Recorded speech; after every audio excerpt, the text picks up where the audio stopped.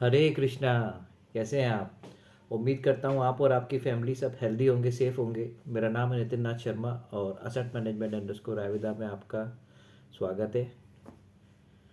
कल आपने देखा मार्केट ने ऑल टाइम हाई बना दिया। वैसे तो मार्केट हाई बनाता ही आ रहा है, रिकॉर्ड्स तोड़ता जा रहा है। लेकिन आप ये बात समझिए कि इसको सेलिब्रेशन लेने की ज़रूरत नहीं है, क्योंकि जब मार्केट जब ज़्यादा बढ़ जाता है तब थोड़ी चिंता करनी चाहिए अपनी पोर्टफोलियो की। हाँ, रिव्यू करना चाहिए पोर्टफोलियो को। ठीक है ना? तो आप देखिए आपके पोर्टफोलियो के अंदर कि उसके अंदर आने वाले टाइम में अगर मार्केट में कोई वॉलेटिलिटी होती है तो उसके लिए आपने क्या तैयारी कर रखी है। कि आपके पोर्टफोलियो में लिक्विड फंड्स हैं कि नहीं है, बैलेंस एडवांटेज या मल्टी एसेट्स फंड्स हैं कि नहीं। तो ये सारी चीज़ें आपको देखनी पड़ेगी। आप खुद देख सकते हैं या फिर अपने एडवाइज़र से भी बात कर सकते हैं। आपके लॉन्ग टर्म गोल क्या है, किस लिए आपने म्यूचुअल फंड में इन्वेस्ट किया है, तो ये सब चीज़ें आपको चेक करनी होंगी एक बार। मतलब रिव्यू करना होगा, कहने का मतलब है। वैसा कुछ भी दिक्कत नहीं है ऐसा। आने वाले टाइम में मार्केट में तेज़ी आपको दिखेगी, लेकिन ये है कि वोलेटाइल तो मार्केट होता ही है। मार्केट अपने हाई बनाता है, फिर थोड़ा नीचे आता है, फिर वापस ऊपर जाएगा, तो ऐसे कंसोलिडेट होकर मार्केट ऊपर चलता है। तो बस यही है कि हमारी एसटीपी चल रही है कि नहीं है, सिस्टमेटिक ट्रांसफर प्लान, लिक्विड से पैसा इक्विटी में आ रहा है कि नहीं आ रहा है, एसआईपी कंसिस्टेंट चल रही है कि नहीं, ये देखना है हमको। ठीक है ना? ओवरऑल हमारा टोटल परसेंटेज कितना हो गया है, टोटल हमारे पोर्टफोलियो का 100% इक्विटी हो गया है या 90% इक्विटी है या 80% है, ये चेक कीजिए। अगर बिल्कुल हाँ 100% इक्विटी हो गए तो थोड़ा प्रॉफिट बुक भी कर सकते हैं आप लिक्विड में, या फिर नया फंड आप डाल सकते हैं लिक्विड या एनएफओस के थ्रू।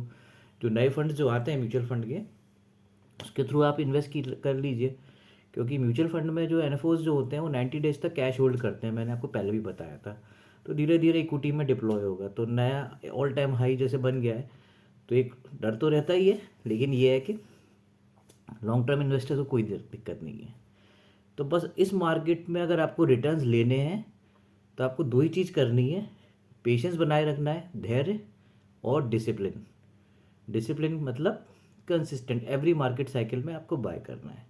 और तीसरी चीज़, हमारे लॉन्ग टर्म गोल को ध्यान रखना है कि हमें पैसों की कब ज़रूरत पड़ने वाली है। पैसों की ज़रूरत अगले महीने पड़ने वाली है, 1 साल बाद की ज़रूरत है आपको, या 2 साल बाद, या 5 साल बाद, या 10 साल बाद, या 15 साल बाद, या 20 साल, या 30 साल। उसी के हिसाब से आपके फंड्स हैं। तो आपको पैनिक नहीं करना है। ठीक है ना? Keep cool. और इंडियन इकोनॉमी पे ट्रस्ट रख सकते हैं आप। कंसिस्टेंट ग्रो कर रही है। देखिए जीडीपी मैंने आपको पहले ही बताया था, फास्टेस्ट ग्रोइंग इकोनॉमी है भारत की, हमारे इंडिया की। तो ऑल ओवर वर्ल्ड में तेज़ी से चल रही है, 6% से ऊपर का रेट नंबर्स आ रहे हैं वर्ल्ड के अंदर। आप वर्ल्ड की रेटिंग एजेंसीज भी बोल रही हैं, आरबीआई भी बोल रही है। तो निश्चिंत रहिए, कोई दिक्कत नहीं है। जैसे जैसे लोग बाय करेंगे, खर्चा करेंगे, आपका पैसा बढ़ता जाएगा। ठीक है ना? जो लोग अगर कार खरीद रहे हैं या टूर एंड ट्रैवल पर जा रहे हैं, घूम रहे हैं, ठीक है ना, टूरिज्म के अंदर बहुत सारी चीज़ें हैं। ठीक है ना? एक्सपेंस जितना खर्चा होगा, जितना इंफ्रास्ट्रक्चर होगा, जितना काम होगा, आपका पैसा बढ़ता रहेगा इक्विटी में, इस बात की निश्चित रहिए। और गवर्नमेंट जो आने वाले टाइम में अगर इंडिकेटर भी एक मिल गया, ये 3 राज्यों के इलेक्शंस हुए हैं, तो हो सकता है आने वाले टाइम में मोदी जी भी वापस आ जाएं, तो एक स्ट्रॉन्ग गवर्नमेंट है। तो उसका भी इम्पैक्ट पड़ता है कॉरपोरेट वर्ल्ड पे, क्योंकि कॉरपोरेट वर्ल्ड्स फ्यूचर की सोचते हैं, शॉर्ट टर्म नहीं सोचते, लॉन्ग टर्म की सोचते हैं। वो आने वाले 15 साल 20 साल की सोचते हैं। तो इसी हिसाब से वो अपना इन्वेस्ट करते हैं, इंडस्ट्रीज़ लगाते हैं, लेबर मैन मैन पावर, ये सारी की सारी आने वाले फ्यूचर के लिए, ग्रोथ के लिए ये लोग अपनी मशीनरी एंड प्लांट फिक्स करते हैं। तो लॉन्ग टर्म के लिए भी बेस्ट है। तो आप धीरे धीरे करके अपना इन्वेस्टमेंट बढ़ाते जाएं इक्विटी में, और आने वाले टाइम में आप देखेंगे कि एक अच्छे आपको रिजल्ट्स मिलेंगे।